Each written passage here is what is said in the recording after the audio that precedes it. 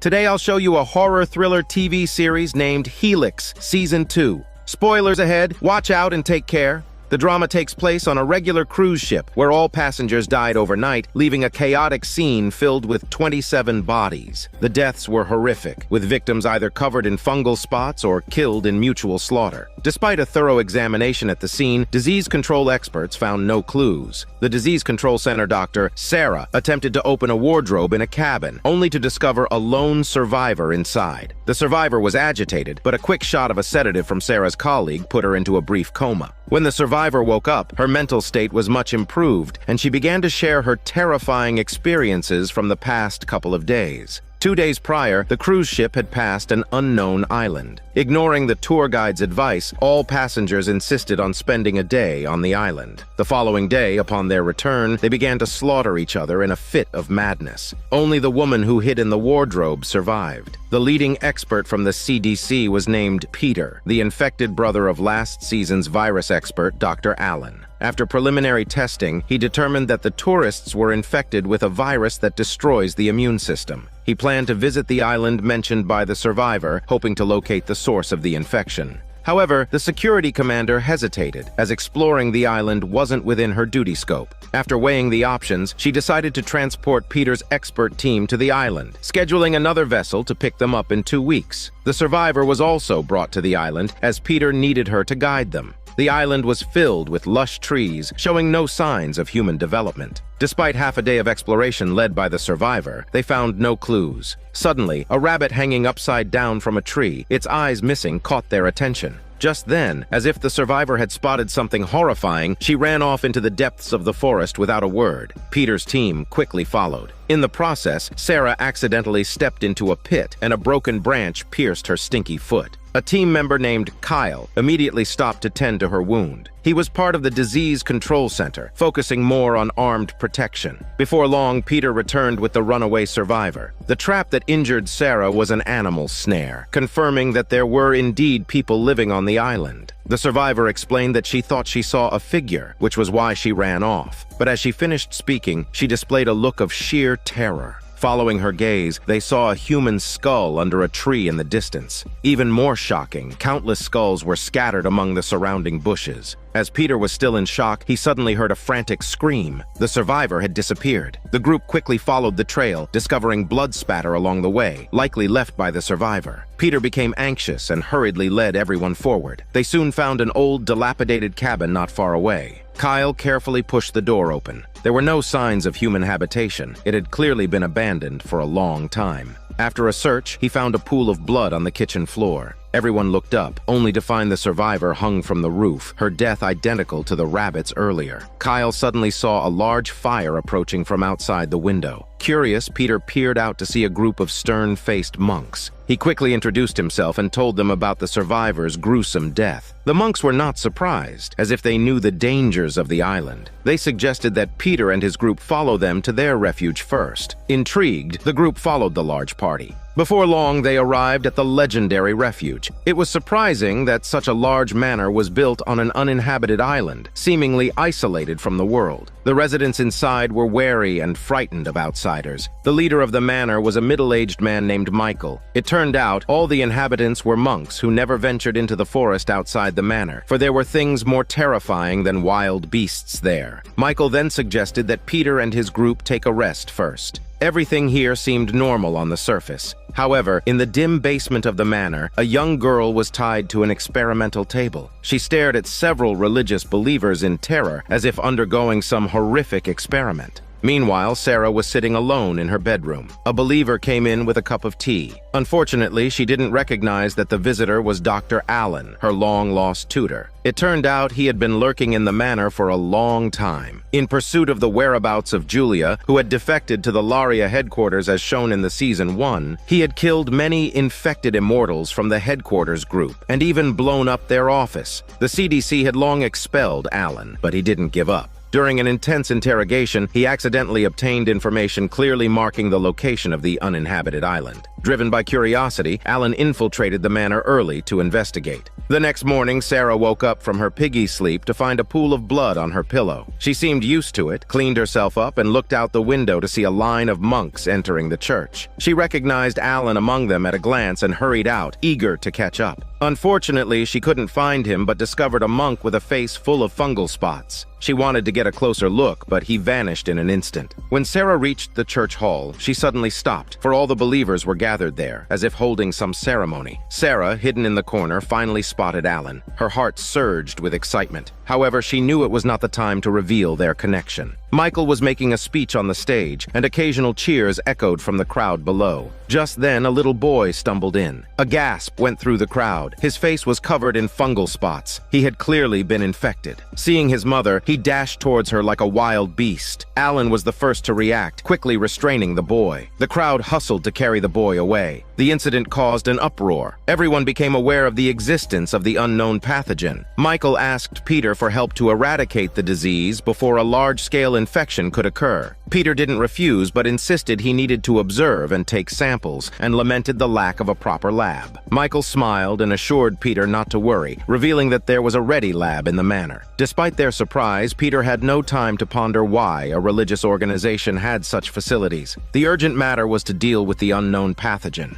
Sarah pulled Peter aside and told him she'd seen Dr. Allen. However, upon hearing news of his brother, Peter reacted coldly, suggesting they better not get involved with Allen, given he was wanted. Later, Sarah was sent to extract blood from the infected boy, while Peter led a team to find the other infected individual whom Sarah had spotted. The group cautiously moved through the cold, dark basement, the most likely hiding place for the infected. Sure enough, they soon found traces of the infected individual, who was behaving erratically. This reminded Peter of his own experience being infected at the Arctic base as shown in the last season, and he froze on the spot. Fortunately, Kyle acted in time, but by the time Peter snapped back to reality, the infected person had escaped. Meanwhile, Sarah was in the lab separating pathogens. She didn't wear any protective equipment throughout the process and was nonchalant about the samples touching her skin, all in the pursuit of quick results. Seeing this, Peter couldn't help scolding her. He knew Sarah was an immortal, immune to any infection and with powerful regenerative abilities, but such behavior was difficult to explain to outsiders. Just then, Kyle came over with a message to check on the little boy. Surprisingly, his infection had significantly lessened, but he had forgotten the previous events. This left everyone in utter astonishment. They had never seen such a unique pathogen and decided to investigate the source of the infection separately. Sarah was tasked with tracing the infected person's daily routine. However, it seemed just as usual, picking fruits in the orchard. Nothing seemed out of the ordinary. Sarah noticed the apples on the trees were exceptionally red and round, noticeably different from those outside. The orchard manager told her that the fruit trees were the result of Michael's genetic grafting techniques. At that moment, Sarah spotted Alan picking fruit in the distance. Seizing an excuse, she eagerly went over to strike up a conversation. With no one around, Alan urged Sarah to leave immediately or no one would survive. But Sarah had too many questions. Before she could voice them, the orchard manager approached. Alan resorted to gesturing, a sign that Sarah recognized as an urgent warning to leave. She wasted no time relaying Alan's message to Peter. However, he was adamant that the disease control personnel would not flee before eliminating the virus. Unable to suppress her worries, Sarah snuck into Alan's bedroom late at night to inquire why he had come to the island and what secrets it was hiding. Alan seemed to be withholding something and refused to divulge any information, only repeating his plea for Sarah to leave as soon as possible. This pushed Sarah to her limit, forcing her to reveal a secret. It turns out she was carrying Alan's child, but strangely, ever since she had become an immortal after receiving Julia's spinal fluid, she had been having daily nosebleeds. And although she had been pregnant for 15 months, she showed no signs of pregnancy. This revelation made Alan more anxious. He insisted that for her and the baby's safety, Sarah should leave the island immediately. Meanwhile, a tall figure stealthily entered the little boy's room, telling him his mother was waiting outside and it was time to see her. The boy believed him and followed the man outside the manor.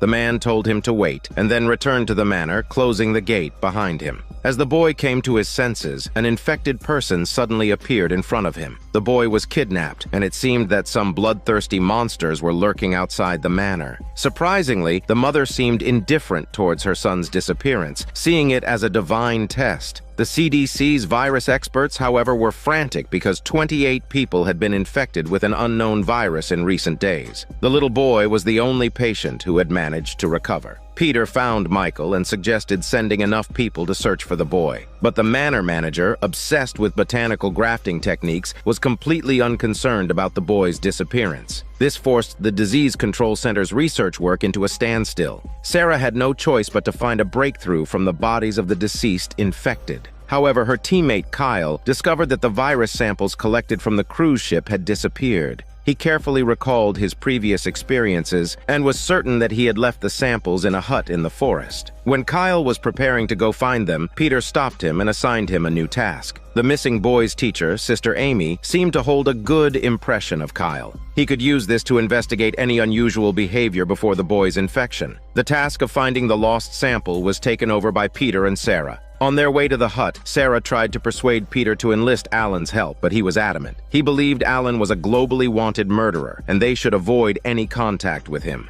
They soon arrived at the hut. The survivor's body that had been hanging from the ceiling had disappeared, surely taken by someone. Sarah found the lost sample under the table. Just as she was putting it into her backpack, they heard a banging on the door, accompanied by a ghastly howl. Peter used an oil barrel to barricade the door, opened a window, and led Sarah out of the hut. They ran back to the manor. As soon as they returned, Peter confronted the manor manager, angrily questioning why he had hidden the existence of the infected outside the manor. Michael seemed helpless about it, saying there were always people in the manor who didn't follow the rules or had conflicting ideologies. Most of them had left the manor, and what they turned into was not something he could control. Sarah suspected Michael was hiding something and thought the virus might have spread from the manor. Michael's fascination with plant grafting and hybridization could itself create new species. When they returned to the lab, they found Kyle lying on the ground, covered in blood. They barely managed to wake him up and learned how he got injured. Just a few hours earlier, Kyle persuaded teacher Amy to allow him to conduct physical examinations on the children in the manor.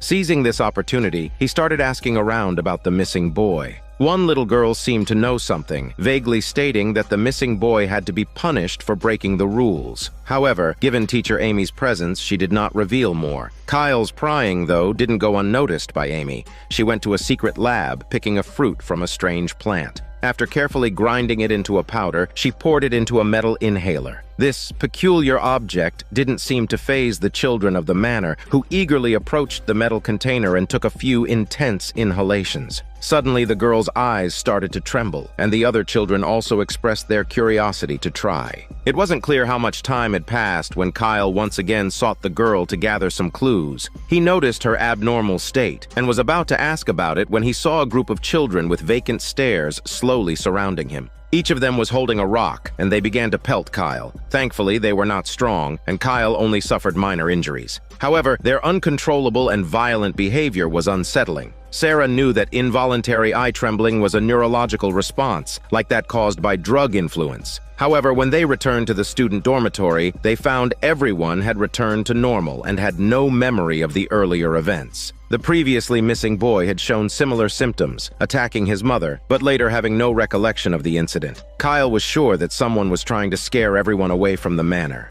By observing samples from the infected, Sarah confirmed that this was a virus they had never seen before. A chill ran down everyone's spine. Sarah once again suggested seeking Alan's help, as his experience was extensive. Peter, now somewhat panicked, agreed to talk to his brother. Actually, Alan had been exploring the secrets of the manor as well. One day he saw a few barrels of wine being taken into the warehouse. This raised his suspicion, as alcohol was strictly prohibited in the manor. There must be something else in those wooden barrels. After waiting until work ended, Alan, carrying a box of fruit, quietly approached the warehouse, but the main door was locked. Just as he was about to pry it open, he was caught by the gatekeeper. Alan lied that he was there to store fruit. The guard pointed in another direction and stated that the fruit storage warehouse was elsewhere. However, Alan didn't give up there. He secretly followed the guard to the shower room and sprinkled some liquid on a towel. Indeed, when an expert wants to harm someone, they do it silently. Alan successfully obtained the warehouse key from the guard's belongings. Taking advantage of the quiet night, he entered the mysterious warehouse. He found large amounts of honey and jam stored there. It seemed like nothing special at first. Then he recalled the wine barrels he had seen during the day, and out of curiosity, pried one open. Inside, it was empty except for a strange tooth. Just as Alan was puzzled, he was suddenly struck from behind. The attacker was none other than Peter. It was unexpected that after so much time, Peter was still loyally serving the Laria headquarters. It's revealed that his presence in the manor was not just about controlling the virus. After reporting the situation, the senior management of the headquarters gave him a new task: to investigate Alan's purpose for being there. 1 year later, the brothers finally met again in the manor. Peter had no choice but to continue his charade, pretending to have just happened upon the unconscious Alan.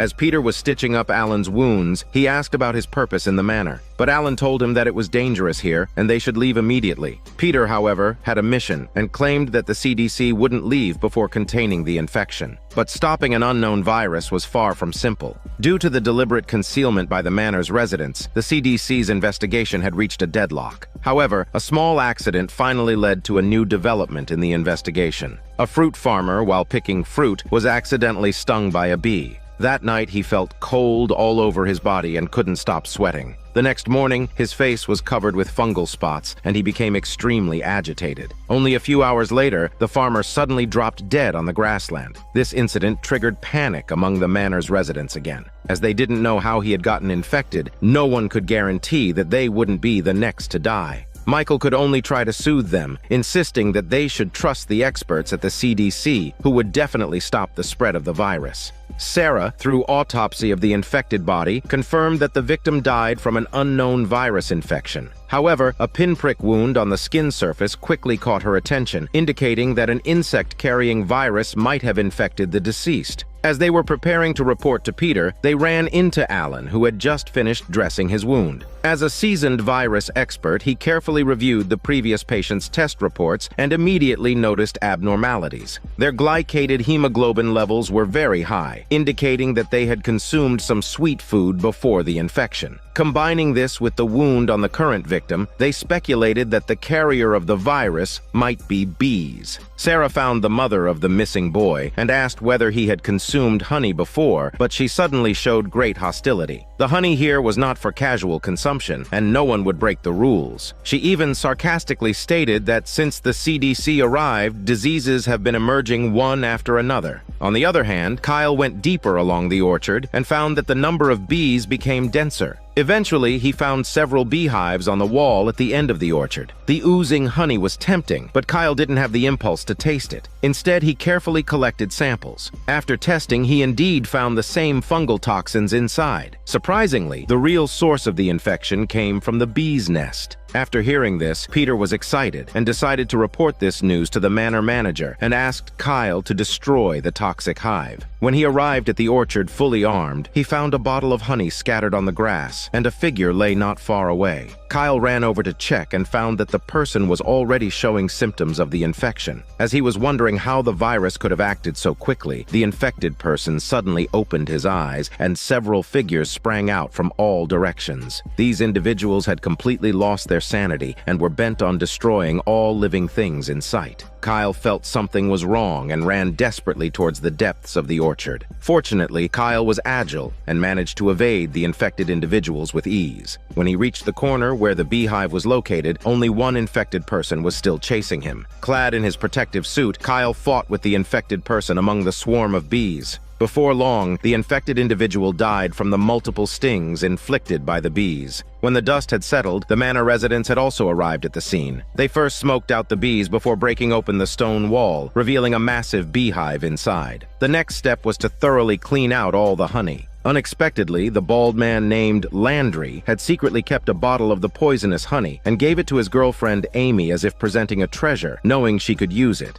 Amy, on the surface, was Michael's right-hand assistant, but in reality, she had long been resentful of him due to a shocking secret involving Michael's manor. Just yesterday, Sarah wanted to investigate the clues related to the missing boy. She quietly went to the student dormitory alone, and after a thorough search, found the missing boy's favorite teddy bear. Sarah immediately located the boy's mother. The fact that the toy was found with another child suggested that the boy's disappearance was not accidental. However, the boy's mother remained in denial as their leader Michael had already declared that the boy's disappearance was merely a test. Sarah felt that the boy's mother was beyond help, but little did she know, the more she spoke, the more agitated the mother became. Eventually, she pulled out a dagger and stabbed Sarah in the abdomen. After an unknown period of time, Kyle happened upon an unconscious Sarah, soaked in her own blood. Peter and the others were dumbstruck. They were not equipped to perform emergency surgery for such trauma. Fortunately, there was a seasoned medical professional in the manor. Although Kyle was apprehensive, he had no choice but to let the medical professional try their hand at saving Sarah. The elderly professional was indeed quite skilled. After a night of frantic rescue, Sarah had passed the critical stage. However, the old woman was utterly shocked. In her many years of practicing medicine, she had never seen someone recover almost overnight from such severe injuries. This gave her a sense of familiarity, and she rushed to the secret lab to collect some pollen from the plants. She then returned to the ward and, under the pretense of wiping Sarah's face, brought the pollen close to her nose, quietly knocking her out. The old woman carefully observed Sarah's eyes. As she had suspected, the pupils were indeed silver. The woman became alarmed and rushed to Michael's. To her utter surprise, Michael was also an immortal, usually covering the color of his pupils with paint. The secret was known to very few people, only 3 of Michael's key subordinates. Michael claimed he was the unique immortal in the world, but now there was Sarah. The old woman immediately confronted him. Unexpectedly, Michael was so ruthless that he twisted the old woman's neck without mercy, wanting to continue to conceal his lie. Michael then attributed the old woman's death to a sudden illness. Sister Anne, one of his 3 main subordinates, was completely fooled and kept comforting Michael not to be too sad. From their conversation, a shocking piece of news was revealed that this man had been alive for over 500 years. The deceased old woman and all the deceased hanging on an entire wall were actually his daughters. Moreover, the other 2 of the 3 main subordinates, Anne and Amy, were also his daughters. What Michael didn't expect was that before the old woman came to see him, she had already told Amy about Sarah being an immortal. Once Amy thought about it, she realized that the old woman's death was no accident. It was certainly Michael who had murdered her. To be precise, the old woman was Amy's grandmother, which enraged Amy even more. However, her mother Anne was much more rational, stating that no one should disrespect Michael. At the same time, she reminded Amy that she was almost 20 years old, and it was time for Amy to have a daughter with Michael as per their 500-year-old family tradition. Amy was utterly disgusted by this and declared that she would never do such a thing. In her view, the more chaotic the germ infection, the better, as it could weaken Michael's influence, and she could seize the chance to escape. Under Amy's constant pleas, her boyfriend Landry was finally blinded by love, and a malicious plan was thus conceived. At the farewell ceremony for the old woman, Michael was giving an incessant eulogy. Meanwhile, Landry was quietly smearing honey-carrying virus onto the candied fruit. As the ceremony was drawing to a close, Michael asked everyone present to taste the candied fruit grown by the late old woman. Not long after, the church was in chaos, with a large group of infected people attacking the survivors like starved beasts, venting their frenzy. Kyle organized everyone, using all available tools to capture the infected. Soon, the entire dining hall became a temporary isolation area. All patients were forcibly secured to their beds, and the CDC was bustling with activity. They had to alleviate the patient's pain and investigate the cause of the infection. They found the candied fruit the infected had eaten and, through testing, found several jars tainted with poisonous honey. Clearly, this infection was a premeditated attack, but Sarah looked around and couldn't find Peter. She was quite curious where Peter had gone amidst such chaos. It turns out, just a day before, Peter had received orders from Laria headquarters to investigate Alan's purpose in the manor. However, despite numerous attempts, he didn't gather any intel. Having no other options, he revealed Alan's fugitive status to Michael, conjecturing that Alan might endanger the manor. Unexpectedly, Michael took an unusual step. Although he captured Alan that night and locked him in a secret underground prison, he did not spare the ill-intentioned Peter. Surprisingly, the brothers met there.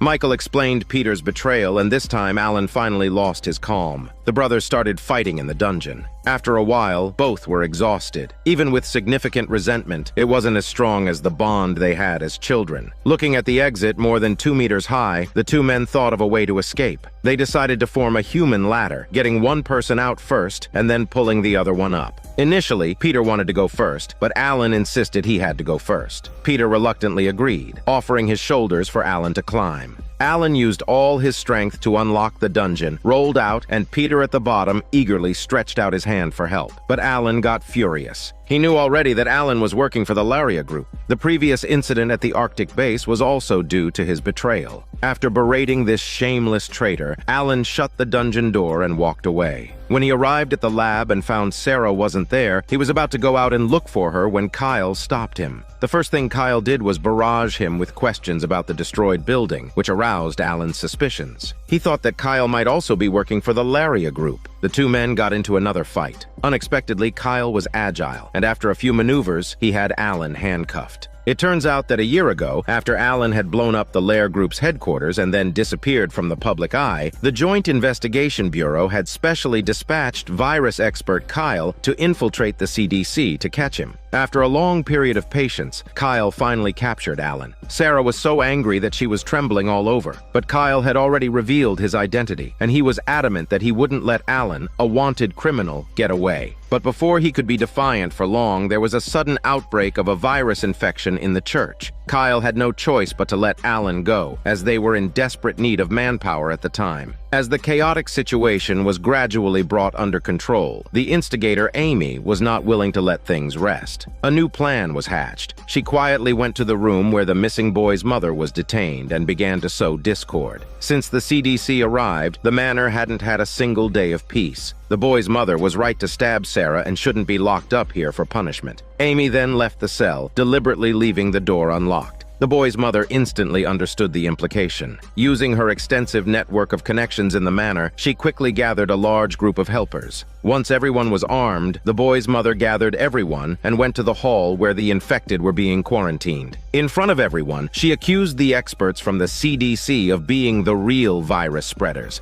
Alan and Kyle tried to argue, but they were powerless in the face of this group of people blinded by lies. In the end, they could only watch helplessly as all the infected were taken away. The entire isolation hall was instantly emptied. Alan stood at the entrance, helpless and lost. He knew better than anyone what was about to happen to this group of infected people. Just then, Landry suddenly appeared behind Alan, holding an inhaler over Alan's nose. Before long, Alan collapsed, his eyeballs shaking, clearly falling victim to a hallucinogenic drug. When he woke up the next day, his head was spinning and he couldn't recall what had happened the night before. However, the dried blood on his fingers suggested that it wasn't as simple as just having slept. Thus, he staggered to the isolation hall. Kyle informed him that of the 83 infected individuals who had been taken away the previous night, only 4 had been found. The rest had disappeared, and if they weren't found today, they would likely die from the virus. But Alan felt that his experience the previous night didn't seem to involve the infected. When he arrived at the lab and didn't see Sarah, he suddenly recalled that he seemed to have done something detrimental to her.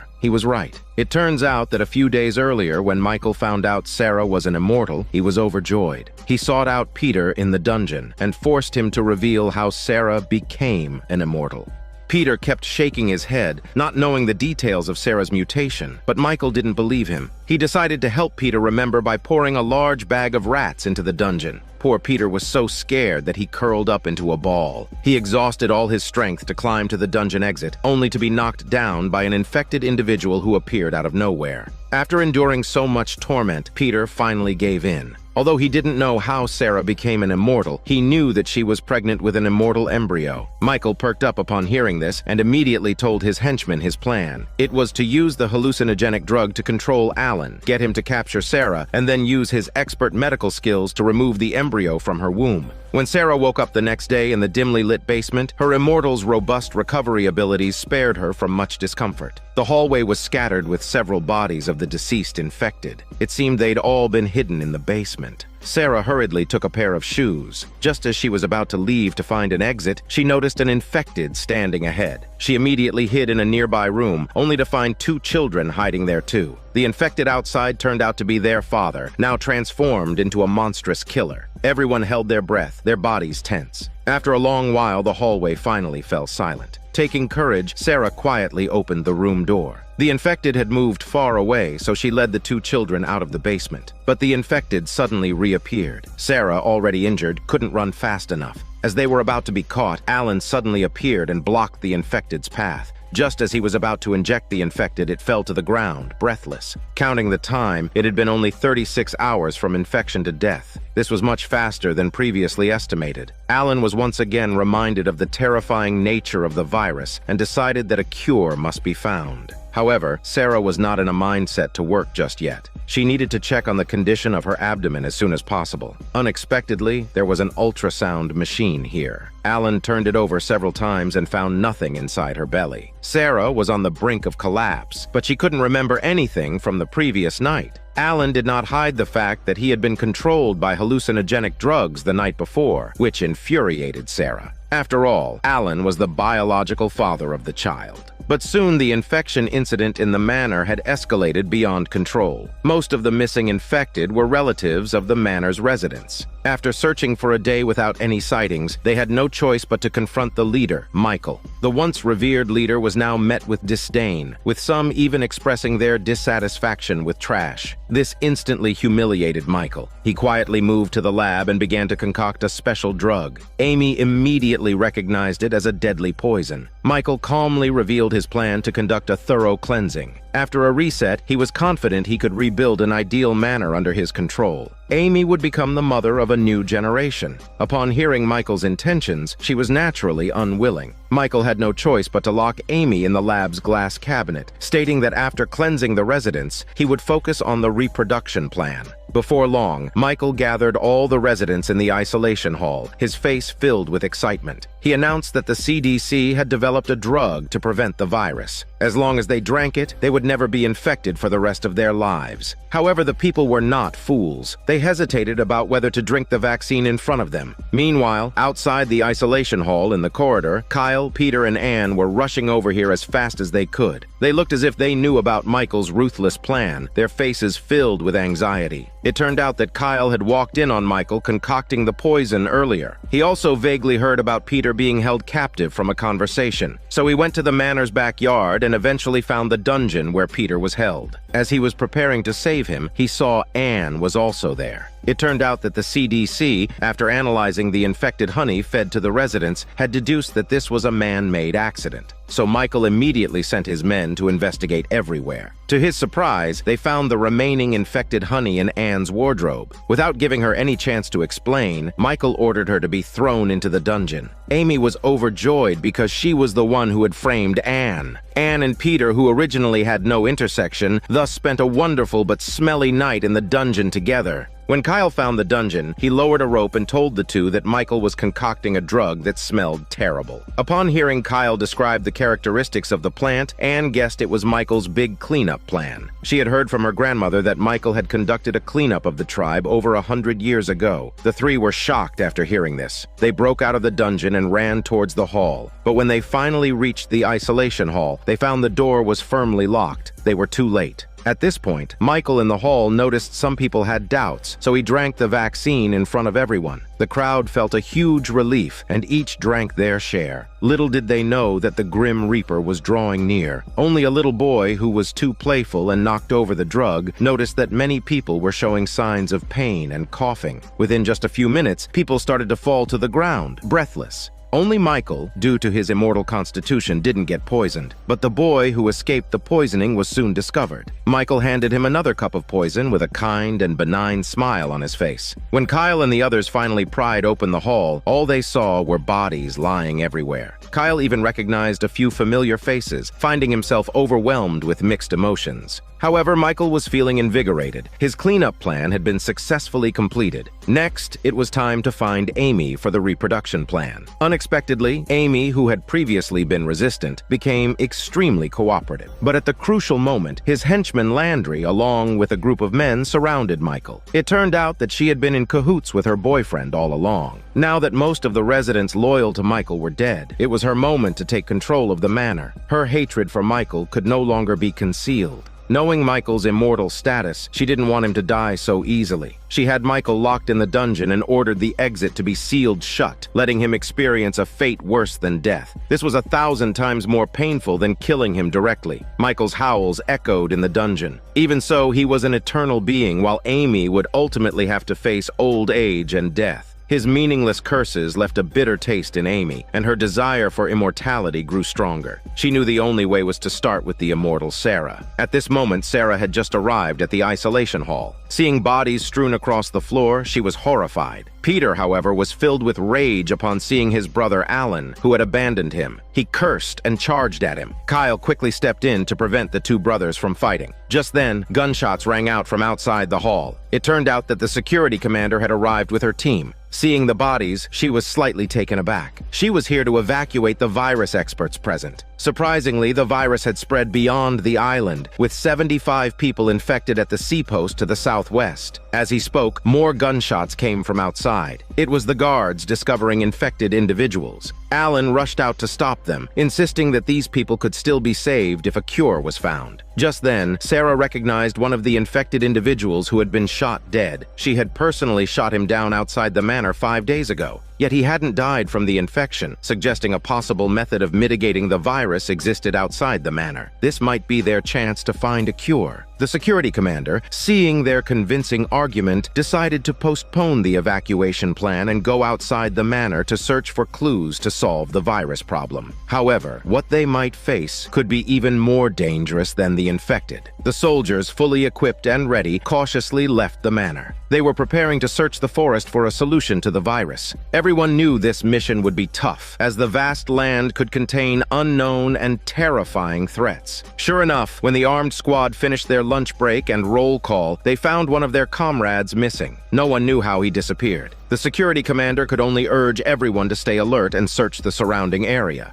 Not long after, they received a report that the missing comrade had been found. But when they arrived at the scene, everyone gasped in horror. The man was hanging upside down from a tree, his eyes nowhere to be found. The security commander felt that the perpetrator would strike again, and they needed to expand the search area. Kyle at the forefront noticed a rabbit hanging from a tree, its eyes missing, a sight he was all too familiar with from when he first arrived on the island a few days ago. He took it as a dangerous warning. Just then, gunshots echoed from afar and everyone rushed to check. Kyle stayed put as he spotted a familiar figure. It was the little boy who was immune to the virus and had been missing for a long time. Kyle ran up to him and was about to call out when a tremendous force came from behind, knocking him unconscious. When Kyle woke up again, he found himself in a small cabin, his hands restrained on a table. Beside him stood an infected individual who appeared much more lucid than the others. She even offered him food. However, when Kyle looked closely at the contents of the bowl, he couldn't help but feel nauseous. Shockingly, it contained a human eyeball. The woman was quite displeased with his reaction and made a move to gouge out Kyle's eye. Suddenly, another infected individual appeared. He drove the woman away, protectively claiming the food as his own and muttering something about it being tastier when fresh. Kyle finally reacted and lifted his head sharply, only to see several human torsos hanging from the ceiling. He broke out into a cold sweat. When the infected individuals had finally left, he strained against his bindings, but to no avail. Just then, the missing boy appeared. He had been taken captive here, and unfortunately, one of his eyes had become a meal for the infected. The boy explained to Kyle that the infected here have been able to survive and maintain a certain level of lucidity by consuming a particular red liquid. The boy wanted to free Kyle, but in the face of the infected, he was helpless. Kyle knew he couldn't stay here for long. Seizing the opportunity in the dead of night, he mustered all the strength he could and finally broke free from his bindings. As he was leaving, he didn't hesitate to take all the valuable items in the room with him, planning to study them later. However, as soon as he ran out of the cabin and entered the forest, he realized his mistake. This place was overrun by the infected. Kyle couldn't even tell his directions, let alone escape. Seeing that the infected were about to catch up, he made a desperate decision. He took out the virus-carrying honey he had collected and gulped it down. It was an act of desperation. Rather than being eaten alive, he would rather become infected himself. Surprisingly, Kyle's method worked. The infected sniffed at him but lost their appetite. This didn't mean the infected wouldn't kill him, though. Kyle was kicking himself for his decision. At the crucial moment, gunshots rang out from a distance. 2 infected individuals fell instantly. It turned out that Dr. Allen had arrived with the guards. Kyle didn't dare withhold anything at this point. He told them about the tree sap that could alleviate the symptoms of the infection. They needed to find it as soon as possible, or Kyle would die from the infection in 2 days. Luckily, the little boy had gathered tree sap with the infected before and knew roughly where to find it. The group hurriedly moved forward, but Kyle's infection symptoms were getting worse by the minute. He began to have hallucinations, constantly feeling like the little boy was mocking him for his infected status. He was almost on the verge of madness. Seeing this, the security commander decided to temporarily bind his hands. However, as time passed, Kyle's condition worsened. He even contemplated throwing the boy off a cliff. Thankfully, Alan kept talking him down, allowing him to regain a shred of sanity and eventually spare the boy's shitty life. A while later, they saw that the tree secreting the magical sap was right across the cliff. The group finally completed their mission. Not only did they find the sap that could alleviate the virus, but they also brought back the boy, who possessed antibodies. They believed that it wouldn't be long before they could develop a cure. However, little did they know, within just 2 days of their departure, drastic changes had occurred in the manor. It's revealed that Julia, now the representative of the Laria group, had also arrived. Since being taken away, Julia had gradually integrated into the Laria group's board of directors. She wanted to change their cruel ways all by herself. The Laria Group's top management recently noticed that the population growth rate was quite high, which would put a huge burden on Earth's resources. Therefore, they planned to execute a cleansing plan, using the newly developed Narvik virus to wipe out more than 70% of the human population. This would provide a more sustainable future for their immortal beings. But Julia thought this method was too cruel. She found out from company information that Michael, an immortal not affiliated with the company, had invented a technique for rapidly sterilizing humans. Julia decided to come to the island to retrieve this technology to replace the human cleansing plan. Previously, Peter was dispatched for this purpose, but he was overly focused on capturing Alan, causing the mission to make no progress. Julia was so angry that she berated him. However, Anne couldn't stand it any longer. After coming out from the dungeon, she found that the entire manor had changed. Everyone was obeying Amy's orders, not taking her into consideration at all. Anne was once one of the top 3 generals under Michael, and naturally, she wouldn't sit idly by while her power was being usurped. So Anne came up with a plan to cozy up to Peter, hoping he could help her regain control of the manor. Now seeing Peter being put in his place, Anne stood up to claim credit. She was well aware that the sterilization technology Michael possessed came from the magical apple tree, which could sterilize anyone who consumes it. Upon hearing this, Julia perked up, expressing a desire to take some seeds. However, Anne informed her that this type of tree doesn't produce seeds and has been propagated by grafting from passed down rootstocks. In order to gain the support of Julia and others, Anne took them to see the tree root. But when she opened the storage cabinet, she was shocked to find that it had disappeared. Julia quickly sought out the actual controller of the manor, Amy, when she realized she couldn't rely on this lead. Amy, understanding Julia's purpose, offered to provide the magical tree root. The condition was that she be transformed into an immortal. The two struck a deal, each getting what they needed. However, little did they know this transaction was a complete deception. Amy, in fact, was unaware of the existence of the magical tree root. Only 3 people knew the truth: Anne, Michael, and his henchman, Landry. But Amy was willing to go to any lengths to become an immortal. She even tried to find a way through Sarah, using her unborn child as a threat. Knowing that the nutrient solution couldn't last long, a highly anxious Sarah was forced to tell Amy that she had mysteriously mutated after consuming an immortal's spinal fluid. Upon hearing this, Amy became interested and forced Sarah to give her a dose of the spinal fluid. Sarah wanted to say something more, but she was at a disadvantage and had no say in the matter. That afternoon, Amy extracted a tube of spinal fluid from Sarah, and it was Sarah's turn to inject her. Landry stepped forward, suggesting that the transplantation effect was uncertain and it was better to experiment on himself first. If successful, he and Amy could become immortals together. This was destined to be a highly risky medical experiment. As soon as a tube of spinal fluid was injected into Landry, he began to howl in agony. His entire body was shaking. It was clear that the experiment had failed. Amy was also terrified, and she quickly left the ward. However, after Julia provided her with the information, Amy knew that Landry must know the location of the magical tree root, so she hurried back to ask him. But after the failed operation, Landry had turned into a monstrous creature. Despite Amy's continuous calls, she received no response. Frustrated, she berated and hit him. She then went off to find the tree root herself. Relying on her years of understanding of Landry, Amy guessed that it was likely hidden in the tower of the manor, his favorite place. Sure enough, her guess proved right. To get the tree root, she even watched as her boyfriend fell to the bottom of the tower.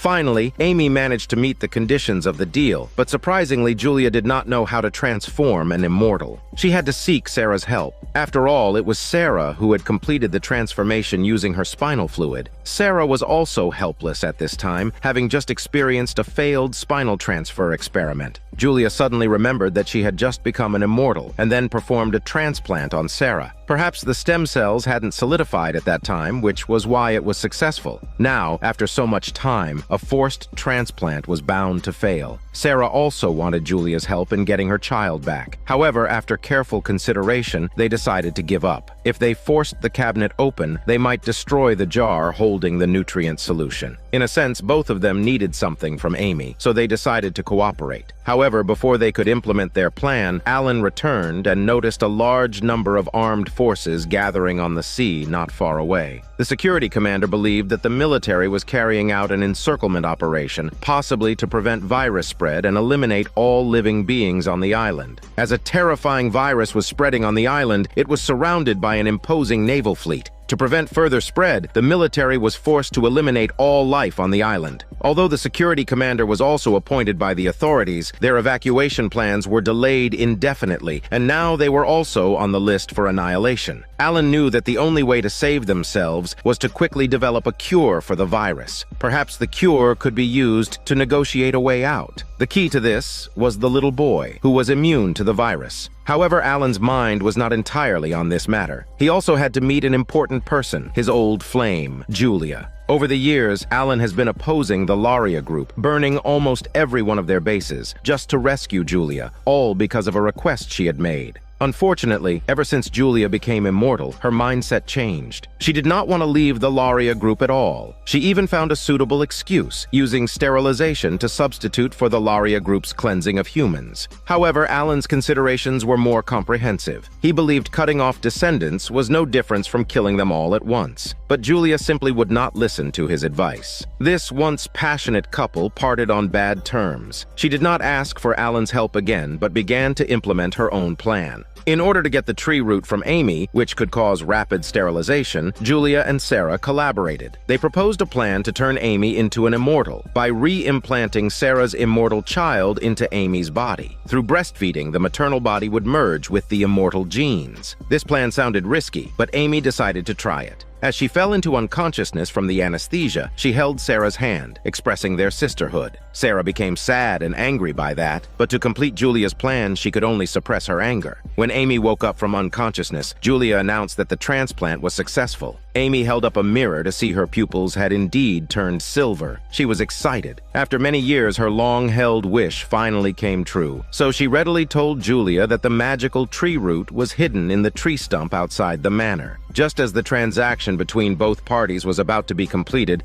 Anne became panicked. She decided to risk it all and pull Peter, her only helper, onto her side. Over the years, she had been involved in believer management and was particularly good at psychological attacks. After several soul-searching interrogations, she completely unleashed the demon in Peter's heart. He felt that the proudest moment of his life was when he became an infected person at the Arctic base, being able to control everything and command everyone. Anne smiled faintly after hearing this. This was the effect she wanted. Then, she mysteriously led Peter through the dark corridor and arrived at the secret chamber on the lowest level. Unbelievably, a huge lab was hidden here. Countless humans were fixed on racks, their teeth and tongues all pulled out. An infusion tube was connected to their mouths to ensure they wouldn't starve to death. Anne said these were all rebels who opposed the manor leader Michael. Now their only use was to produce offspring, to become the raw material for Michael to create immortals. Now that Michael had fallen, Peter could enjoy the feeling of control here again. As the two were talking, a woman happened to give birth to a baby. Under Anne's inducement, Peter slowly picked up the knife and cut the woman's wrist. The feeling of controlling everything and acting recklessly enchanted him. He expressed his desire to control the manor and eliminate all unrelated outsiders. A crazy and bold plan was born. The setting sun's afterglow shimmered on the sea surface as a few military aircraft loaded with poison streaked across the sky, heading towards the unnamed island. Just before reaching their target, a massive amount of poison poured out from the aircraft. Only then did the survivors in the manor realize that the terrifying purge had begun. begun. The soldiers guarding the island were still sealing doors and ventilation ducts at the time. Upon noticing the approaching planes, they tried to don their protective gear, only to find it all destroyed. With no other option, they braved the poison fog, attempting to retreat indoors, only to discover the doors were all locked by Peter. In the end, they could only perish in the poison fog. Only the immortal Julia, immune to all poisons, fearlessly ran out of the manor to find the root of the tree. Amy, who had just become an immortal, believed herself to be unique and voluntarily dove into the poison fog, excitedly shouting as if celebrating the arrival of her own era. However, she quickly realized something was wrong. She was not really immortal. It turned out that during the transplant surgery, Julia and Sarah had merely injected silver pigment into her eyes. Poor Amy was tricked and ultimately died due to her own greed. When the dust settled, Peter and Anne emerged from the room.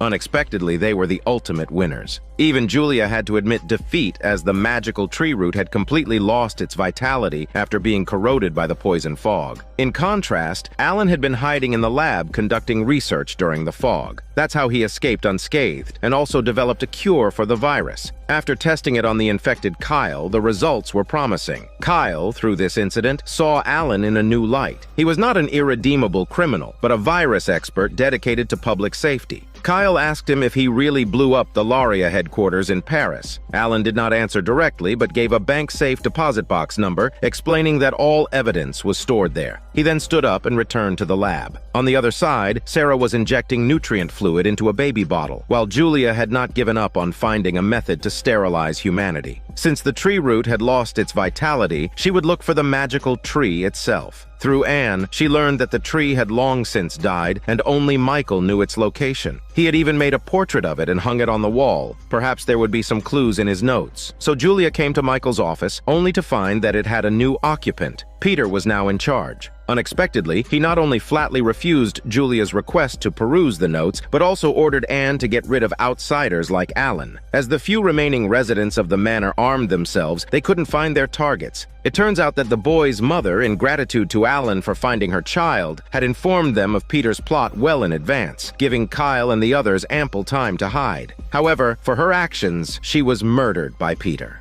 At this point, Julia had taken down the portrait of the tree from the corridor. She decided to use the sun, moon, and stars in the painting as reference points to deduce the specific location of the tree in the painting. With the assistance of Alan, they had actually managed to roughly determine the target's position, right under the clock tower in the monastery. The two rushed to the church hall, but looking around, there was no trace of the tree. But Julia noticed something unusual about a section of the hall's floor. Both of them managed to pry it open, revealing a huge tree stump. There must be an entrance leading to the lower levels nearby. After a search, they indeed found an underground chamber surrounded by withered roots of the tree. Julia quickly took some samples to test, but unfortunately there were no fungal components present. Just then, a flash of an infected person passed by, causing both of them to retreat in fright, resulting in the shattering of the test tube. However, while cleaning up the debris, Julia noticed that the liquid from the test tube was reacting with the soil. She realized that it wasn't the tree that had sterilizing effects, but the fungi contained in the soil. If implanted into a new plant, a sterilizing tree could be artificially created. However, Alan knew that if the fungi spread, humanity could truly face extinction. Taking advantage of the solitude, Alan brought several buckets of gasoline to the vicinity of the tree's roots, preparing to set the place alight and destroy the sterilizing fungi. Unexpectedly, Peter appeared in the middle of this, weapon in hand. It turned out he had learned of the existence of the tree fungi from Anne. Having just come out of the chamber, he ran into his brother Alan and knocked him down with a gun stock, then lit the gasoline on the ground, trapping Alan in an endless sea of flames. Meanwhile, Kyle and Sarah, who had been evading pursuit, had finally reached the top of the clock tower. Using the radio, they managed to contact the military headquarters, stating that they had developed a cure for the virus and needed to leave the island immediately. This was an offer that couldn't be refused. Soon, several military helicopters arrived for evacuation. By this time, the entire manor had caught fire. Fortunately, Julia had found an unconscious Alan earlier and braved the intense flames to rescue him. In the blink of an eye, Alan and the others were taken to a nearby city hospital. Kyle handed the virus antidote to the military commander, who was grateful, as this would save thousands of infected people. He then reported Alan's situation to his superior at the bureau, mentioning that evidence about the explosion at the Laria headquarters was in a bank safe. Unexpectedly, the perpetual troublemaker, Peter, had once again made contact with the senior executives of the Laria Group and even secretly took some sterilizing fungi to sell to them. The executives were pleased, completely denying their previous plan to wipe out humanity with the virus. Unfortunately, Peter was arrested by the authorities soon after. It turned out that the explosion at the Laria headquarters was all planned by Peter, who had even tried to frame his brother Alan. At this point, Sarah was most concerned about Alan's safety. When the attending doctor stated that there was no hope for him, she resolutely walked into the ward. Somehow, she managed to revive Alan, but his pupils had also turned silver. 10 years passed in a flash. The Laria Group's sterilizing fungi successfully made all humans globally unable to reproduce. If one truly wanted a child, they would have to pay a hefty fee for a special surgical treatment. Surprisingly, the person in charge of the treatment was none other than the still radiant Sarah, indicating that more mysteries might need to be figured out.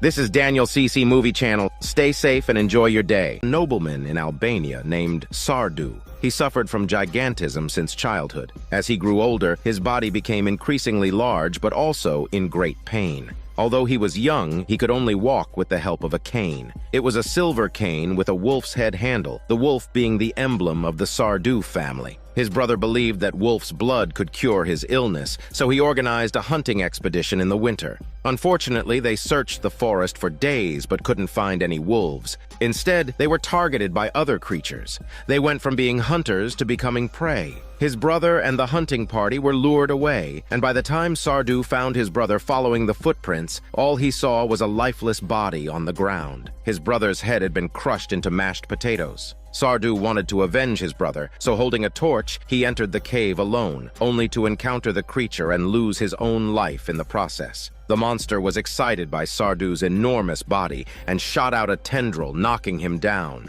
Then it stuffed a handful of dirt from a coffin into Sardu's mouth, causing numerous bloodworms to be vomited out. Those worms crawled into Sardu's body through his ears and nostrils, causing him unbearable pain and torment. But after the pain, Sardu changed. His eyes turned red, and he let out a beastly growl, taking advantage of the long night to return to his castle. From then on, Sardu's figure was never seen on the streets during the day, but every night, outside the windows of children, the sound of his cane tapping the ground could be heard. Children who heard this sound all disappeared, and not long after, their bloodless bodies were found in the forest. The grandmother's story left young Abraham stunned, but it also planted a seed of salvation in his heart. His grandmother said that he had to stop the monster that occupied Sardu's body and wreaked havoc everywhere, and the monster was later revealed to be the exact Bloodmaster. Back to the present timeline, after the last failure, Abraham found out that sunlight could not kill the Bloodmaster. He felt doubtful, wondering what had gone wrong. In order to figure out the problem, he went to Church Street alone and entered the underground tunnel. Along the way, he discovered a piece of cloth belonging to the Bloodmaster. Then some strange noises came from within the tunnel. Abraham followed the sound and saw a vampire who introduced himself as Vaughn, the servant of the vampire ancestors. Without further explanation, Vaughn captured and took Abraham to his secret base. However, Vaughn had no ill intentions towards Abraham. He simply wanted to propose a collaboration. Vaughn took Abraham to meet his masters and explained their intentions. There were 7 vampire ancestors whose consciousnesses were connected and could sense each other's actions. However, the 7th ancestor possessed the ability to sever consciousness. He betrayed the ancient truce and became the Bloodmaster known to humans. When Abraham injured him, his power went out of control. The other 6 ancestors witnessed the battle and learned of Abraham's existence, so they wanted to strike a deal with him to fight against the Bloodmaster. As a condition, Abraham must inform Vaughn's hunting team once the Bloodmaster was found. Abraham was reluctant to agree and instead mentioned an ancient book called the Oxido Lumen. The vampire ancestors were alerted upon hearing about the book, as it recorded the secrets of their strain, Strigoi, and contained a method to kill even the vampire ancestors. Hence, they considered eliminating Abraham. However, faced with a greater enemy, they decided to spare him and let him go. As Abraham was leaving, the vampire ancestors performed a gruesome act of eating a living human, both to satisfy their hunger and to intimidate Abraham. However, Abraham was not scared. Gus, who was next to him, was frightened by that. Abraham knew that the ancient book still existed in 1965. At that time, he was a professor at Vienna's university, and his wife Miriam was still alive at that time. One day, while Abraham was teaching, a wealthy young man in a wheelchair, who claimed to be an admirer of Abraham and believed in the existence of vampires, came to see him. This wealthy man turned out to be the young Palmer. In order to gain Abraham's trust, Palmer mentioned the story of Sardu and claimed to know the whereabouts of the wolf-headed Cain. Abraham had always wanted to discover the truth and accepted Palmer's help without questioning his motives. With the help of Palmer, Abraham found a shop that mostly contained items from World War II. He paid his attention to a wolf-headed cane displayed on the counter. The shopkeeper praised the cane. However, when Abraham wanted to pay and take the item, the shopkeeper claimed it was already reserved. Abraham couldn't persuade the shopkeeper with more money. Instead, he exposed the shopkeeper's true identity, a former Nazi doctor who conducted experiments on prisoners during the war. After Germany's defeat, he changed his name and hid in Vienna to make a living. The shopkeeper, not wanting a confrontation, fled, leaving the cane behind, so Abraham took it away. When the shopkeeper returned to his shop later that night, a customer whom the cane was reserved for was waiting for him. The customer was actually the same Thomas who later became the Bloodmaster's servant. Thomas despised him for not being able to handle the situation well. He shot out his tendril and turned the man into a vampire on the spot. After Abraham got the cane, Palmer arranged to meet him again. Palmer finally revealed his true intentions and took out a picture from the ancient book, saying that the book recorded the origin of vampires. The book had changed hands many times in the last century, and its whereabouts were unknown. Palmer hoped Abraham could find it, offering to guarantee Abraham's promotion to a full professorship. Tempted, Abraham agreed, even though he knew he was being used, and disregarded Miriam's advice. Nearly half a century later, Abraham had still not found the said mysterious book. He deduced from the vampire ancestors' reactions that the book indeed existed. After returning to the residence provided by the pest control expert Fett, he remembered he had a storage room and suggested they retrieve items from it the next day. Fett had been busy preparing for the Bloodmaster's attack. He had been welding and reinforcing doors and windows, and even considering extending the defense to nearby streets. This required clearing the area of infected individuals. Meanwhile, the CDC doctor Ephraim and his assistant Nora believed that the bloodworm infection could be cured with modern science. They went to a friend's lab to find medicine, but discovered the researchers inside had already been infected. So the pair returned to the base to devise a plan. They had two options: develop a vaccine to break the infection chain, or mass-produce regenerative organs. Unfortunately, both approaches were difficult to implement without living test subjects or equipment. Ephraim also had to discipline his son, Zach. The boy's personality had changed since his transformation, and he was full of hatred because Ephraim wouldn't let him see his mother. Despite witnessing the transformation of vampires, Zach refused to believe that his mother, Kelly, had become a monster, blaming his father for not saving her. The next day, Ephraim and Nora came up with a new plan. They would create a new plague, using other lethal viruses to infect the infected and thereby break the infection chain. The only problem was finding living test subjects. When Abraham took them to the storage room, they encountered a couple hiding in a warehouse. The couple had been scratched by vampires during an attack. Abraham also found the storage room containing many silver weapons and his old research notes on vampires. Back at the residence, Abraham spent nights going through the notes, hoping to find clues about the ancient book. During this time, Fett and Dutch went to the nearby streets to clear out the infected. Their first stop was a bathhouse.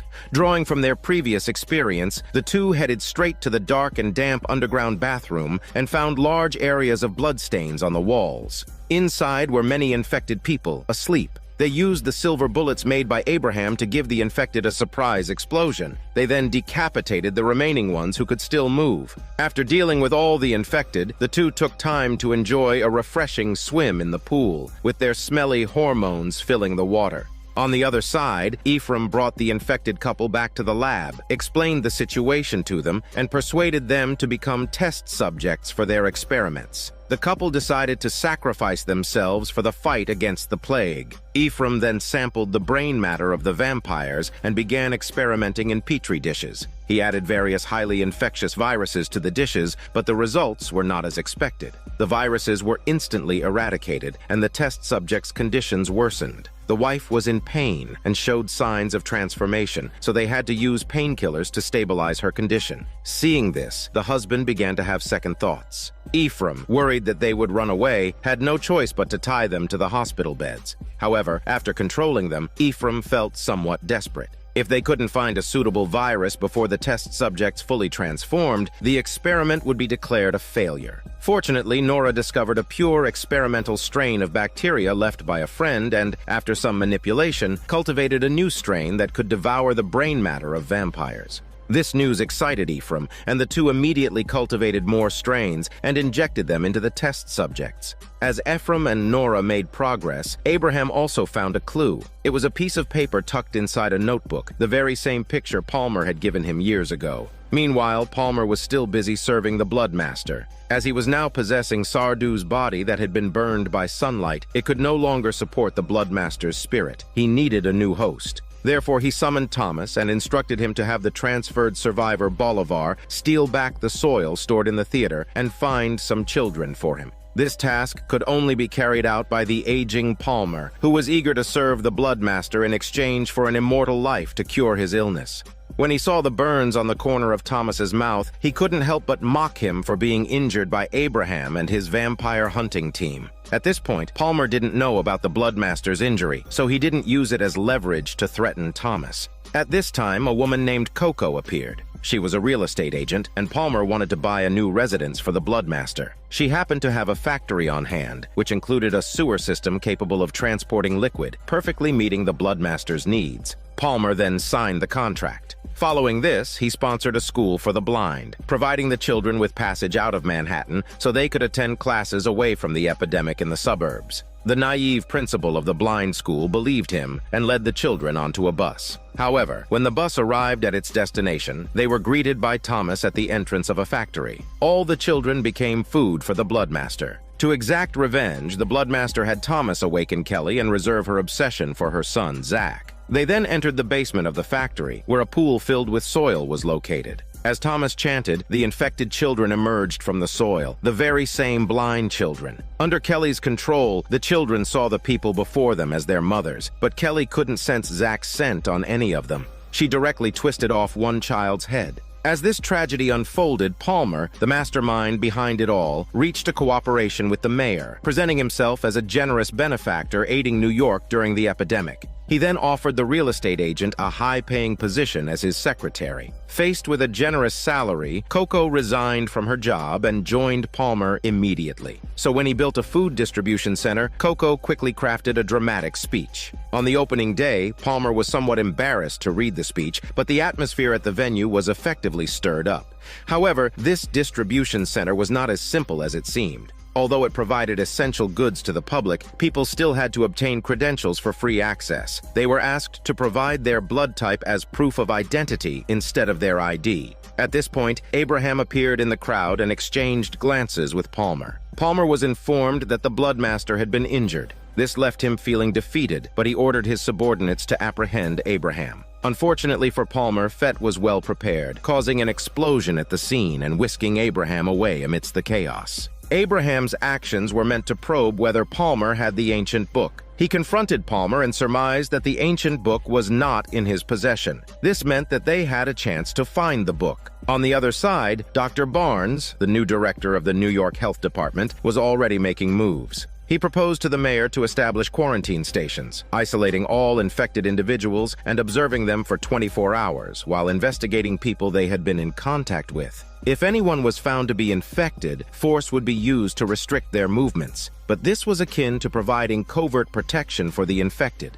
The scene shifts to the vampire-turned-Bolivar, who had received Thomas's orders for the Bloodmaster's plan. He was packing soil left from the vampire coffin and transporting it to the factory every night. However, he didn't use any vehicle, but rather walked the streets in a strange dress, dragging the package behind him. This caught the attention of two patrolling officers. They opened the package's zipper and found it full of unremarkable soil. But as soon as an officer reached in, countless bloodworms burrowed into his skin from the soil. Bolivar then let out a long howl, and several vampires leaped down from the building above, quickly dealing with the officers. After completing the task, Bolivar received a new order to become Palmer's security guard. Palmer was unaware of this arrangement, but faced with Thomas's threat, he had no choice but to accept the surveillance. However, after Thomas left, Palmer was full of curiosity towards Bolivar, thinking that he would also become one of this kind. He constantly asked questions, which annoyed Bolivar. He despised humans just as humans despised vampires, but both of them were ultimately servants of the vampires. Palmer wanted to communicate with the Blood Master through him, even though the Blood Master could observe the outside world through the eyes of his kind. Bolivar couldn't sense the Blood Master and advised Palmer not to waste his efforts.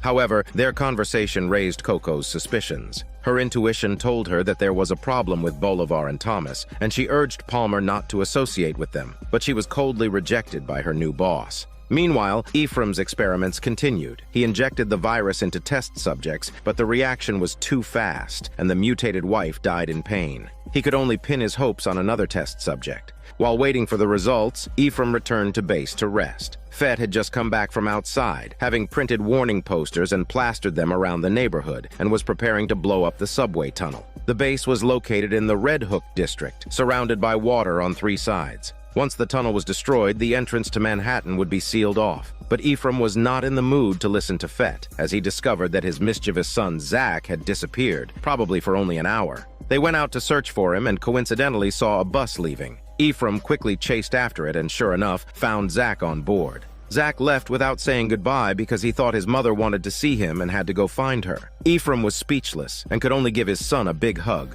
Beside Dutch, she saw a missing person poster on a pole. The photo on the poster was of her ex-girlfriend Nikki, the one who had stolen all her belongings. Dutch still had feelings for Nikki and couldn't help but worry. This made Fett uncomfortable. When Zach returned to the base, Fett tried to distract himself by chatting with Abraham, but he was ignored. Abraham had locked himself to conduct experiments. It turned out that after beheading a vampire one night, he had secretly collected some bloodworms into a bottle. He then boiled the bloodworms in water and repeatedly filtered and processed them. After refining the bloodworms into a liquid, he poured it into a brown bottle and dripped the extract into his eyes. However, the next day when Nora called Abraham for breakfast, she found him collapsed on the floor, his eyes bleeding and not even breathing. Nora quickly administered first aid, and after some coughing, Abraham was saved. But Abraham didn't want to reveal the truth and lied that bleeding eyes were a sign of old age. Nora was skeptical, and when Abraham felt better, she asked him about it as a friend. He confessed that he was already 94 years old. His agility at such an advanced age wasn't due to good health, but rather because he sustained his life by consuming bloodworms.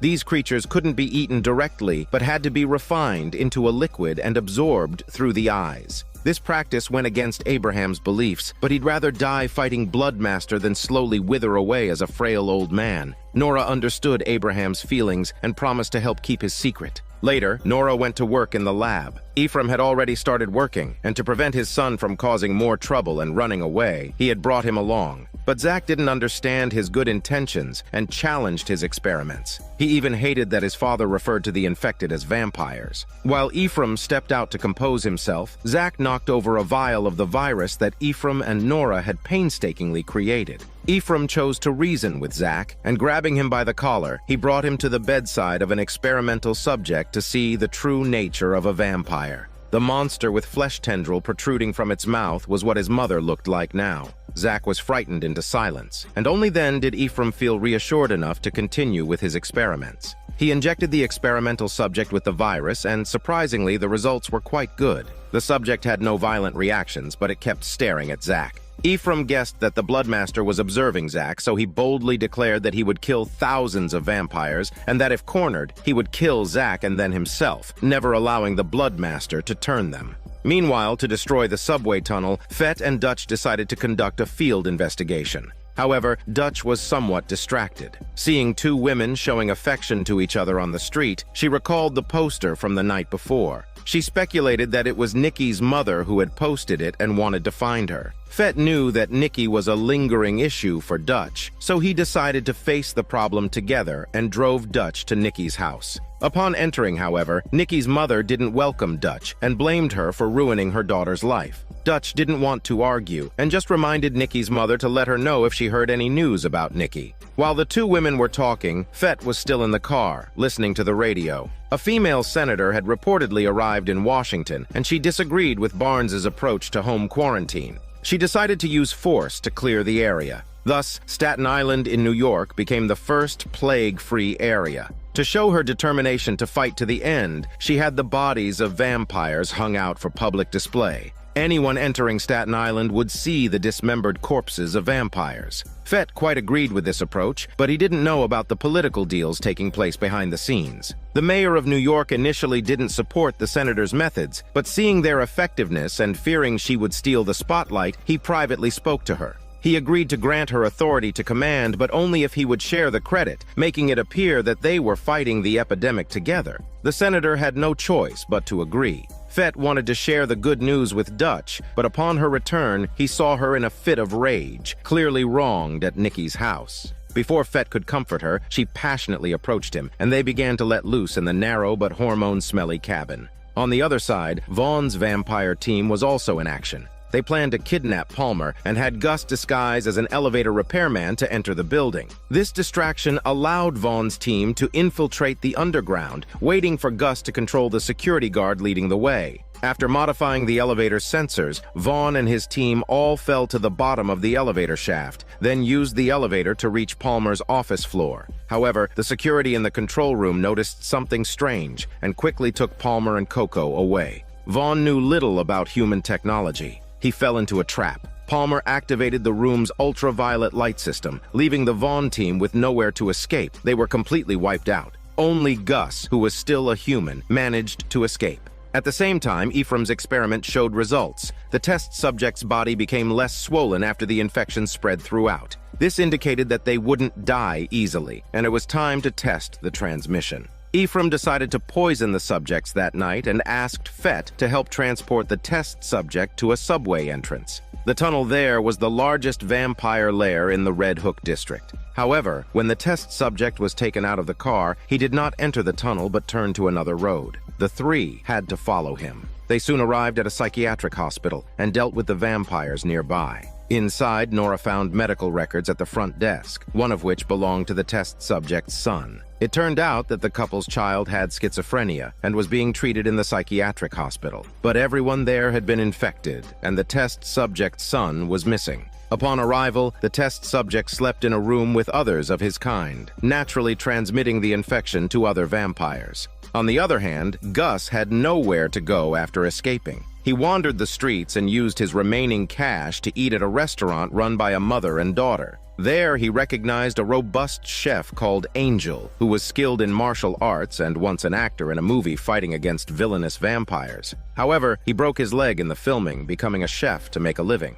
After finishing his meal, Gus returned home to find it reeking, his brother's corpse lying on the floor and his mutated mother hiding in a room. Upon seeing Gus, she attacked him without hesitation. Gus didn't want to fight his mother, but when the Bloodmaster mocked his failed mission and said his mother was nothing but a walking corpse, Gus couldn't bear to kill her. He grabbed some clothes and left, making sure to lock the door to prevent his mother from causing further harm. At this time, Ephraim, Fett, and Nora had just returned to their base. They planned to get some rest before heading back to the psychiatric hospital at night to observe the infection's progress. However, Fett excitedly worked on assembling bombs, while a television in the background played the news. The senator was giving a live speech, announcing a curfew and a crackdown in the Red Hook district. Peacekeeping forces would be sent to search houses and eliminate infected individuals to ensure the safety of others. Ephraim, wanting to mend his strained relationship with his son Zach, took advantage of the sunny weather and brought him to a nearby playground to practice playing ball. But Zach was not in the mood. Feeling disheartened, he remembered his mother and was excellent at playing ball. It was through her that he had come to love the sport. However, he could not see his mother at this time, and the desire to play disappeared. Meanwhile, Dutch found Abraham and informed him of the rift between Palmer and his former assistant, Fitzwilliam. After leaving the Stoneheart group, Fitzwilliam had gone to Staten Island to seek refuge with his older brother, who worked as a firefighter there. This reminded Abraham of a past event. Years ago, Palmer had asked him to find the ancient book, while he was accompanied by a bodyguard, whose last name was also Fitzwilliam. He was actually the father of the now Fitzwilliam and his brother.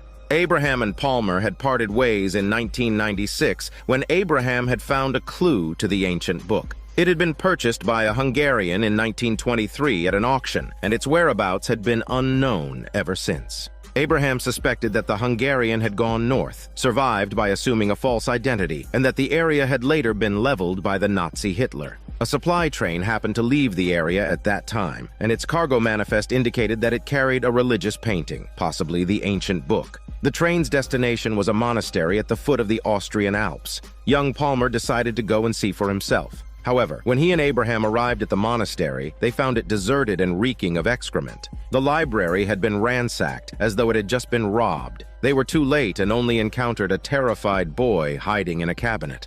According to the boy Rudyard, the abbot believed that the ancient book was cursed and had burned it.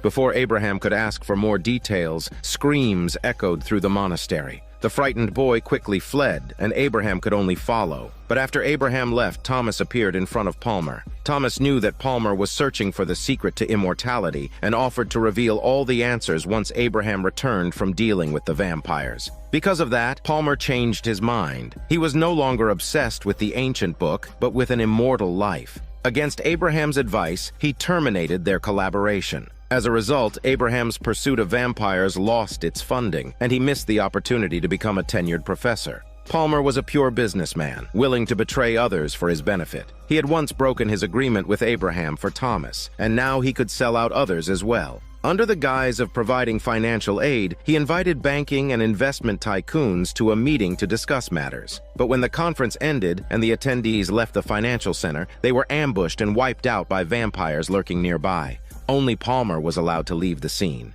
Abraham finally found Fitzwilliam and wanted to have Fitzwilliam reveal any clues about the ancient book. However, in Fitzwilliam's memory, the book had already been burned, and Palmer had given up the search. Abraham suspected that Fitzwilliam was hiding something but didn't want to force him, so he left his contact information in case Fitzwilliam changed his mind. Meanwhile, after leaving home, Gus returned to the restaurant where Angel was. Although he brought in money as a customer, he was unwelcome for being too close to the owner's daughter. Angel tried to drive Gus away, so Gus had to leave obediently. By then, it was night, and Ephraim began his observation mission. But when the group arrived at the psychiatric hospital, there were no traces of vampires. Ephraim wanted to find infected vampires nearby, but Fett didn't want to take risks, and he had more important tasks to do. So he left the truck with Ephraim and Nora and went alone to the subway station to destroy the tunnel. They split up, and Ephraim found the test subject outside the hospital, whose life was nearing its end. Ephraim decided to end the subject's suffering when he heard vampires nearby.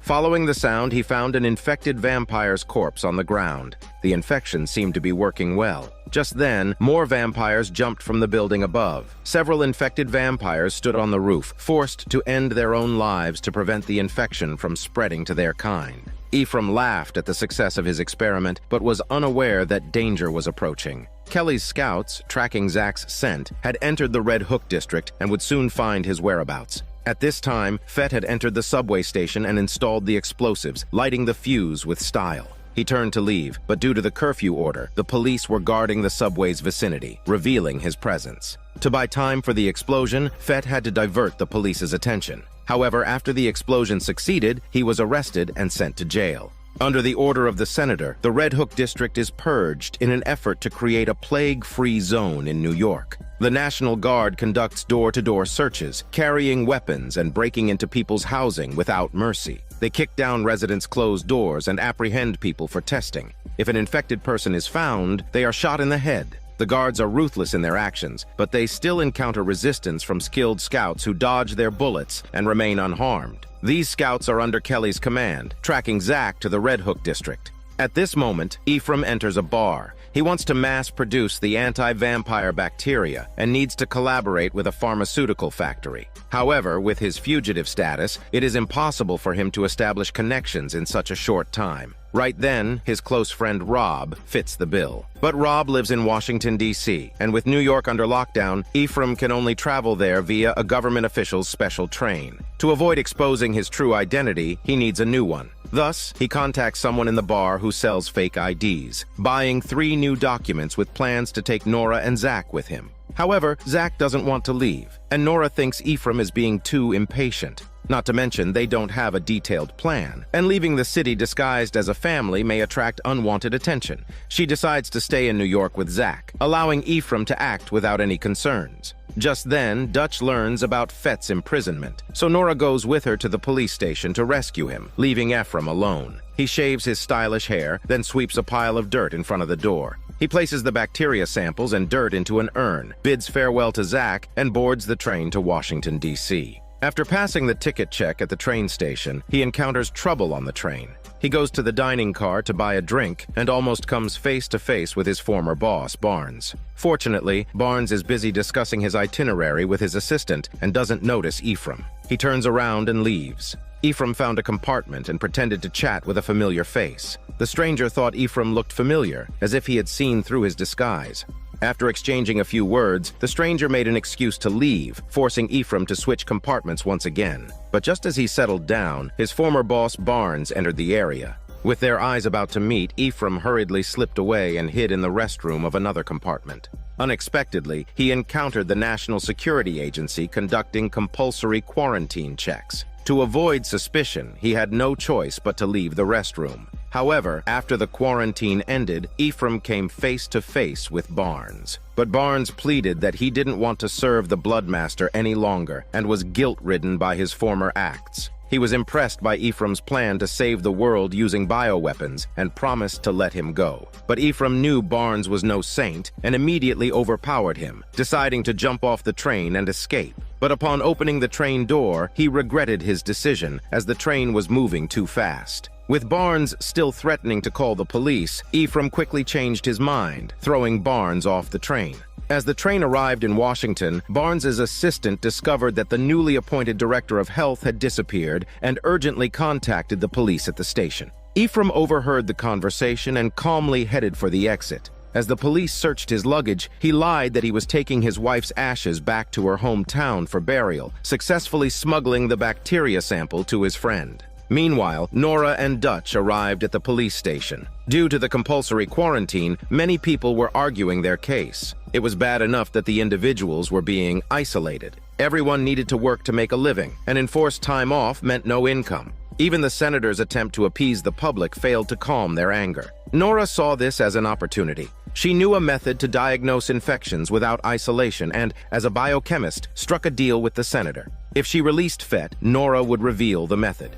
Fett didn't suffer much in prison. He even had a good time with fellow inmates. However, when Dutch saw the scratches on his face, she became furious, believing he had suffered in jail. She confronted the police, but after chatting with an officer, they began discussing vampire hunting. Fett eagerly offered to help deal with the vampire scouts. He left Nora behind and followed the police to the public housing district, terminating some infected individuals wandering in the corridors. However, when they entered the room where the scouts were supposedly hiding, there was no sign of them. Instead, they found an open vent in the bathroom and heard crawling sounds from within the walls. Fett pinpointed the location by sound and stabbed a hole in the wall, drawing out the hidden infected individuals. He and Dutch then cooperated to take them down. Afterward, he pried open the elevator door in the hallway and discovered a group of infected resting inside. Dutch used the silver powder grenade, and as it exploded, all the vampires screamed in pain and died. This was far more powerful than the police's headshot strategy. On the other side, Nora used ultraviolet light to irradiate the skin, and if wriggling bloodworms were detected, it indicated an infection that required isolation. Those without signs of bloodworms were released. The senator greatly admired Nora's abilities and asked her to check a special patient for her nephew. The night before, her nephew had been scratched by a scout while accompanying the police guards. Although the doctors said he was fine, the senator arranged for him to be hospitalized for observation. When Nora saw the bloodworms under his skin, it confirmed that the senator had made the right decision. However, this also meant that her loved one was beyond help and had to be terminated before turning. Nora prepared a euthanasia potion, and with a single injection into the nephew, he would peacefully leave to meet Jesus. The senator couldn't bring herself to do it, so Nora had to do it for her. Nora knew the pain of losing a loved one and wanted to comfort the senator, but she didn't know how. Meanwhile, Abraham was still searching for the ancient book. He found out that a dealer named Cream had acquired a batch of old books, so he went to negotiate a deal with him alone. The man thought Abraham was weak and initially planned to rob him. However, the man was subdued by Abraham during the negotiation and had to obediently hand over the books. After flipping through all the books, Abraham didn't find the one he wanted, so he left a deposit for the man and asked him to help look for clues about the book. On his way home, Abraham encountered Fitzwilliam, who had changed his mind and decided to help Abraham against Palmer. At that time, Palmer was taking his secretary Coco out for dinner when a priest approached them, claiming to have a clue about the ancient book. He said they were waiting for a reply from an informant and asked Palmer to stay in touch if he was interested. This made Coco suspicious, thinking that her boss had a secret he couldn't reveal. Later, when they returned to the office building, Coco intentionally let down Palmer's guard by inviting him to dance. Just as Palmer was enchanted by Coco, a plane landed at New York's airport, which was a no-fly zone. Security immediately questioned the situation, and the pilot explained they had no choice but to land there due to a technical issue with the plane. Moreover, a passenger had become ill and disembarked, and if security wanted to question them, they could still catch up. Security quickly set out, with dogs leading the way, but they only found the wire fence cut open and no trace of the passenger. It's revealed that this passenger was incredibly agile. Wearing a helmet and carrying a treasured sword, it was none other than Mr. Quinlan, an elite vampire and the one who created the Vaughn's hunting team. With the help of humans, Mr. Quinlan easily entered Manhattan and went to talk to the 3 vampire ancestors there, mocking their incompetence. He said they should have taken action 7 centuries ago, and now they were anxious about the Bloodmaster causing trouble and losing Vaughn. The 3 vampire ancestors promised to cooperate fully with Mr. Quinlan. He sensed that the Bloodmaster was injured, but didn't know the details, so he wanted to talk to Abraham and the others. However, they still needed the help of the human hunter, Gus. At this moment, Gus was pestering Angel in the restaurant, saying that he admired Angel's acting, but Angel kept ignoring him. The shop owner asked his daughter to deliver some takeout. It was dangerous outside with vampires lurking in the housing complex. The girl was too scared to go alone and tried to persuade her father to give up on this order. However, her father thought it was time for her to contribute to the family, so she reluctantly agreed. Seeing her fear, Gus offered to accompany and protect her. Angel didn't want the girl to be in the company of someone like Gus, who had served time in prison and was a well-known small-time criminal. Worried that Gus might harm the girl, Angel decided to join them as a protector. They walked to the delivery destination and successfully handed over the order. As they were leaving, 2 wandering infected appeared in the corridor. Gus easily resolved the situation with a single silver axe, saving Angel, who was struggling with his leg injury. Meanwhile, Ephraim finally met with his friend Rob. He explained the situation in New York and asked for Rob's help to contact a pharmaceutical factory to manufacture a counteragent, and then contact the Department of Defense to spread it, waging biochemical warfare against the vampires. Rob fully supported Ephraim but couldn't involve the Department of Defense. However, he knew the head of the National Guard and could help persuade him. Rob also had a contact at the pharmaceutical factory, a woman who was the factory's representative there. He immediately arranged a meeting with her. Ephraim presented some slides showing the effects of the infection. The representative was amazed, and when she heard that 3 million people could be infected, she saw it as a golden opportunity for fame and fortune. She called the research center director, and while they were waiting for a response, the 3 of them went to a bar to chat. Ephraim shared his experiences as a doctor abroad, captivating the representative. She became smitten with this man, despite not knowing his true identity. When the biopharmaceutical department decided to manufacture the infection, Rob found an excuse to leave, leaving the representative and Ephraim alone. The 2 naturally ended up in bed. However, after a hormone night, the representative asked Ephraim to sign a contract granting the pharmaceutical factory exclusive operating rights and product ownership. This was clearly war profiteering. Ephraim felt that the factory shouldn't be so greedy at this time, and the representative shouldn't have slept with him just for a contract. But he was helpless, so even though he felt used, he reluctantly signed the contract. Afterward, Ephraim had to go to meet with the head of the National Guard. The commander was initially unwilling to get involved in biochemical warfare. Instead, he recommended a large company with a military background, the Stoneheart Group, led by Palmer. Ephraim rejected this suggestion, stating that any private enterprise would be acceptable except for Stoneheart. Rob chimed in, emphasizing that this was a matter of national importance. The commander valued Rob's opinion and agreed to help. At the same time, the pharmaceutical factory was working around the clock on tests and would have results within 72 hours. Once approved, production could begin immediately. Ephraim wanted to share this good news with Rob, but he couldn't reach him on the phone, and no one seemed to be at his home. The representative took advantage of the time alone with Ephraim to reveal her true feelings. She said she hadn't used him and just followed the rules for the sake of their goal. Ephraim forgave the representative and even planned to spend the night with her. However, when the two entered Rob's bedroom, they discovered he had been shot in the head, his lifeless body on the floor. The killer emerged from the shadows, and Ephraim realized he was the target. The assassin killed the representative and tried to attack Ephraim, but he killed the attacker instead. From the assassin's phone, Ephraim learned that Palmer was the one pulling the strings. Meanwhile, Abraham was still studying Palmer's movements. Fitzwilliam knew that his former boss Palmer had purchased a lot of industrial property in New York. His construction team had built secret prisons for the U.S. military, and it seemed they were plotting something again. However, Fitzwilliam didn't know more details. At this time, Abraham received a call from Nora, who said she was in trouble. It turns out, to make Zach happy, she had used her connections with the senator to take him to a police station to pick out supplies.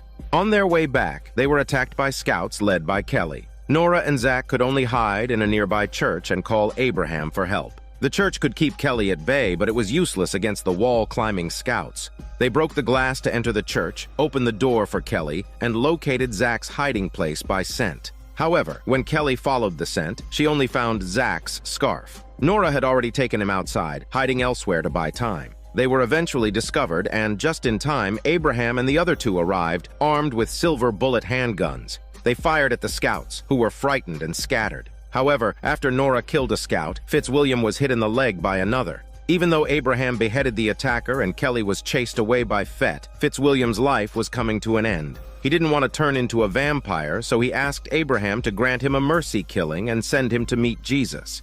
At the same time, Palmer approached Thomas again, proposing a meeting with the Bloodmaster. He claimed that the plan was moving on to the next phase, and only a face-to-face meeting could ensure its success. In reality, he was trying to determine if the Bloodmaster was injured, but Thomas refused him. After dealing with Palmer, he led Bolivar into the basement, claiming that the Great Transformation was about to happen. The Bloodmaster's custom-made coffin was stored there, and his weak body lay within it, getting healed from the soil. As Thomas approached, determined to offer his body as a vessel for the Master, the latter chose Bolivar instead. Just like when he occupied Sardou's body, the Bloodmaster's essence entered Bolivar, transferring his soul as well. Sardou's body collapsed like a patient curled up on the floor. Thomas held the lifeless body and cried, thinking he should be the chosen one. But the grieving Thomas was quickly mind-controlled by the Bloodmaster. Thomas then swore allegiance to his master, who now wore Bolivar's skin and vowed to follow him as always. The scene shifts to Palmer staring at his secretary Coco, like a hunter who had fallen in love with his prey. But his subordinates suddenly entered and brought news from Washington. They had intercepted Ephraim's plan, and Palmer's allies controlled the biochemical weapon. They had also killed the relevant informants, but Ephraim had escaped and vanished. In reality, he had already returned to New York but was discovered injured by Nora. He treated his wounds with alcohol, then endured the pain and went to a bar to drown his sorrows for his failure.